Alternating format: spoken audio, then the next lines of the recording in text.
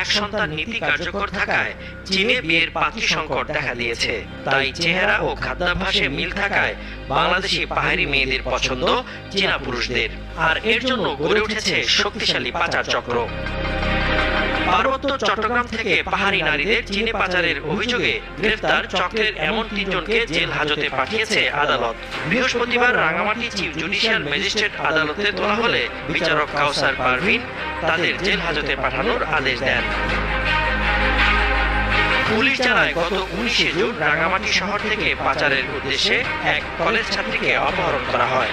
26শে June police Dhaka থেকে ওই college ছাত্রীকে উদ্ধার করে। গত 27শে জুন ওই ছাত্রী রাঙামাটির বাঘাইছড়ি থানায় একটি মামলা দায়ের করেন। সেই মামলায় তদন্ত করে বাঘাইছড়ি থানা পুলিশ।